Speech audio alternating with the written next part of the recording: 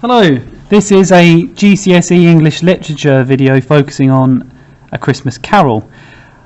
Those of you at the John Warner School did this particular mock exam in December, and it was one that we in the school made up, so it's not a real exam by AQA, because what we want to do is try and provide you with the sorts of task and passage that haven't yet come up, because if they do, well that's a bonus, but also that then enables you to use the real exams by AQA as part of your revision in the future.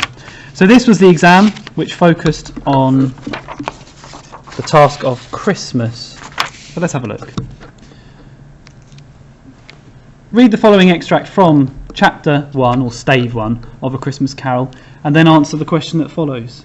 In this extract, Scrooge is visited by Marley's ghost. Now before I read the extract, let's look at the question. Starting with the extract, explore how Dickens presents Christmas in A Christmas Carol. So it's about Christmas, that's what I'm looking for, Christmas. Yo ho my boys, said Fezziwig. No more work tonight, Christmas Eve Dick, Christmas Ebenezer. Let's have the shutters up, cried old Fezziwig, with a sharp clap of his hands, before a man can say Jack Robinson. You wouldn't believe how those two fellows went at it. They charged into the street with shutters, 1, 2, 3, had 'em up in their places, 4, 5, 6, barred 'em and pinned 'em, 7, 8, 9, and came back before you could have got to 12, panting like racehorses.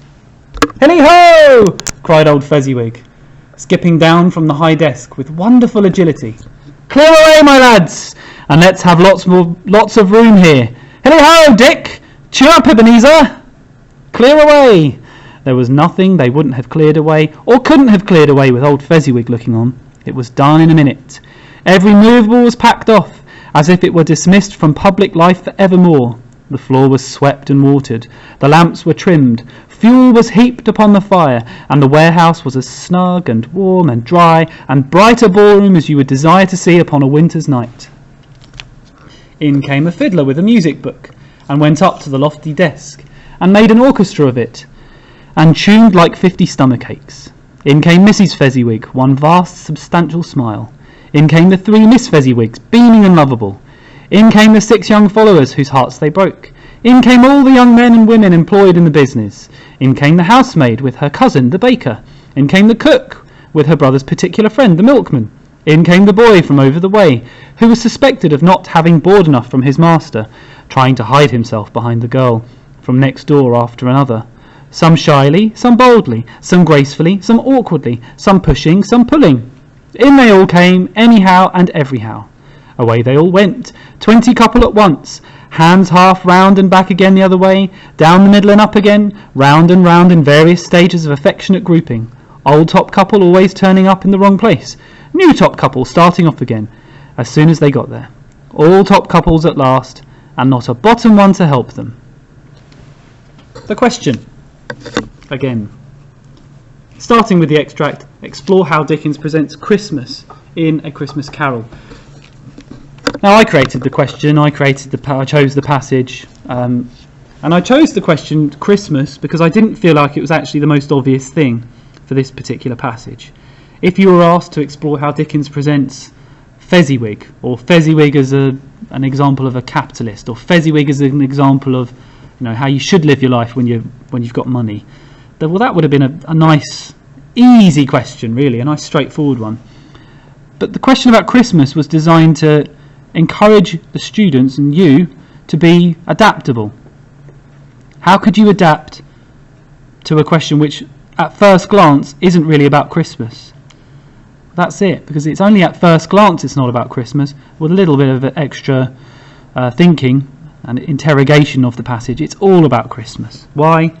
It's set at Christmas.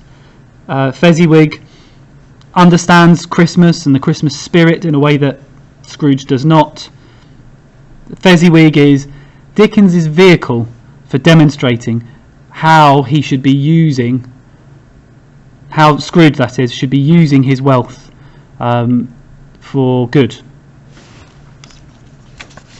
So let's have a look. This was written with my class in lesson. The first paragraph seeks to answer the question and understand Dickens's beef. What's his problem? What's he doing? What's his agenda? And this first paragraph was written by a student, and I stole it because I loved it. Dickens utilises Christmas to morally incriminate Scrooge, as it is usually a time of generosity and kindness. He presents Christmas as a magical time that can change both the emotionally impoverished Scrooge and the economically impoverished Cratchit into those who have moral, emotional and literal riches. Let's go through the key firstly. Anything underlined in this instance, it's a reference to the question. Anything with a green highlighter is a method. It's something that the writer has done on purpose. And all of the stuff in pink is sort of sophisticated vocabulary which covers the ideas of the text. Once I've written that introduction, what I want to do is to tell the examiner, what has just happened before it and what has just happened afterwards. Because by putting the extract into context, I show that I know the text. If nothing else, I show I know the plot.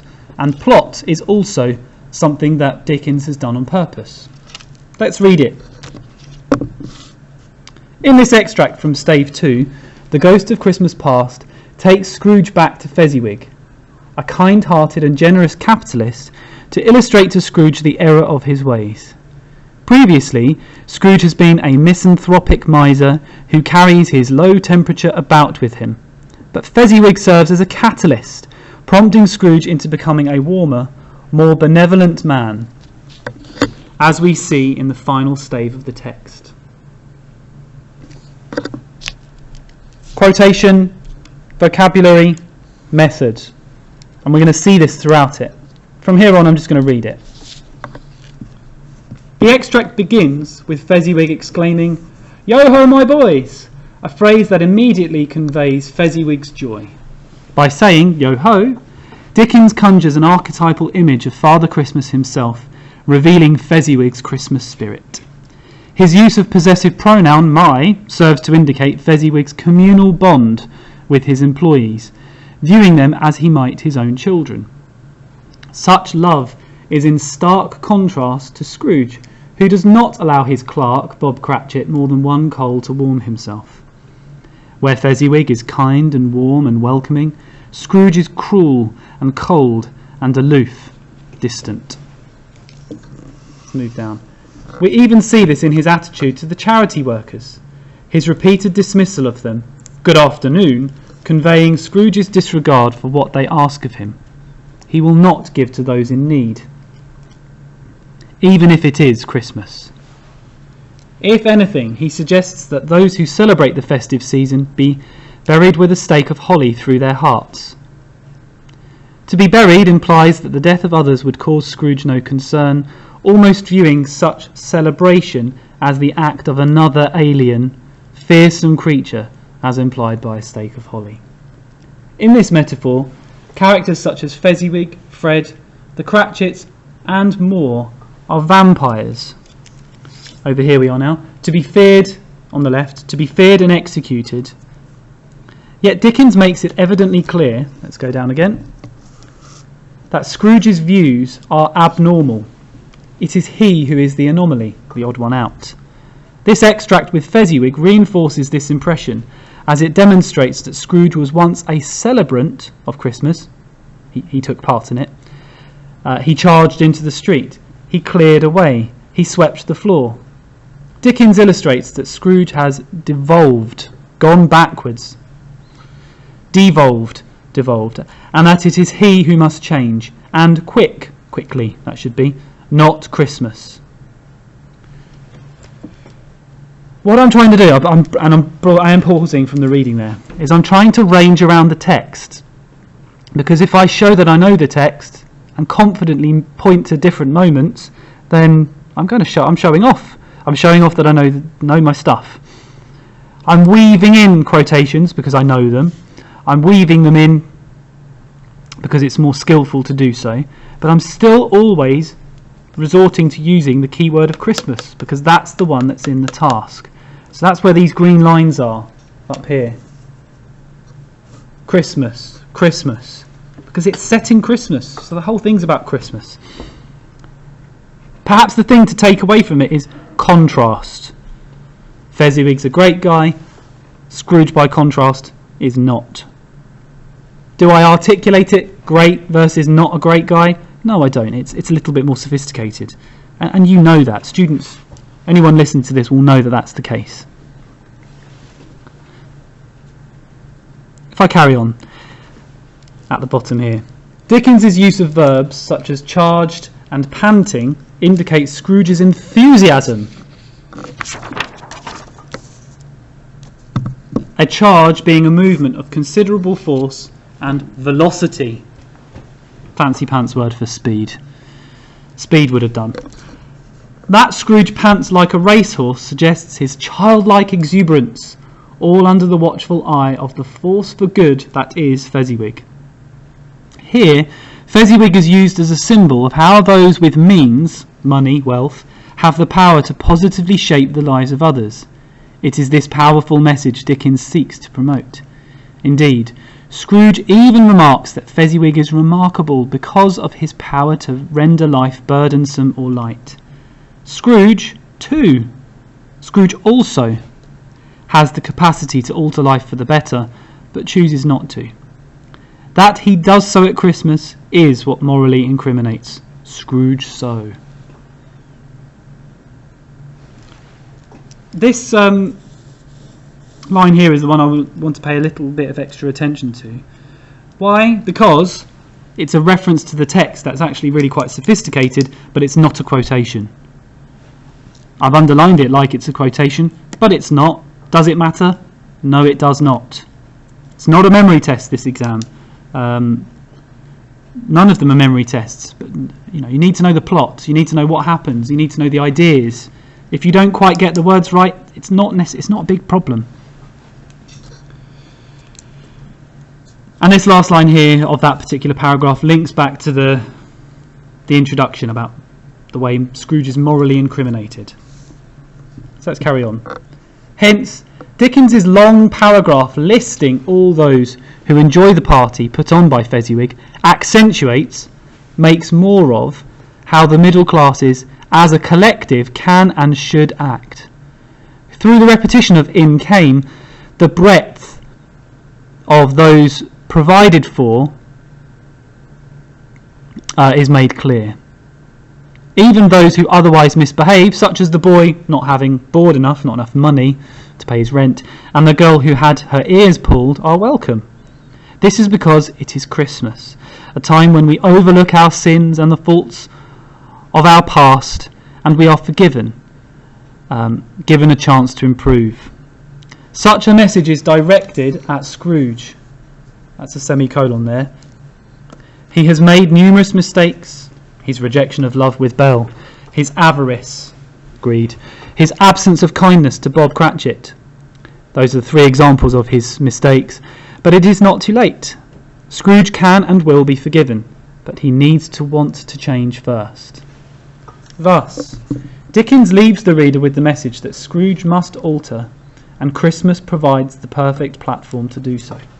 After all, if we cannot heed a message of love, kindness, charity, benevolence, community, family, and more at Christmas, there's no hope for us. But Dickens is an optimist.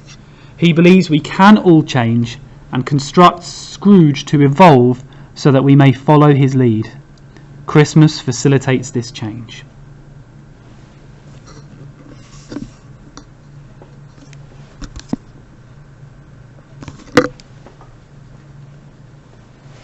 As you move ahead and as you proceed, the thing to do with this work is recognise all of these things have been done. There is method. There is lots of reference to the text. It uses the word Christmas a lot, which kind of makes it answer the question. There's lots of, appropriately chosen vocabulary that also happens to be sophisticated. In discussion with my class, we identified, well, it's good because, there is lots of text, but then I discuss the text in my writing. I don't skip over it. I don't move on too quickly. I unpick it at times. I've got my keyword. and I move around. Dickens's beef is made explicitly clear. But as you move on, there are ways to improve this, and I'll leave you with this final task to be getting on with. There are missed opportunities, and it could be improved.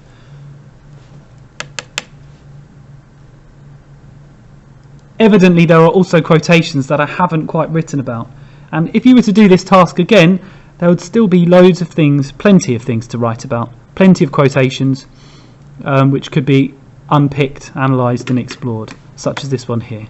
So as you move on and do your revision, do something with this quotation.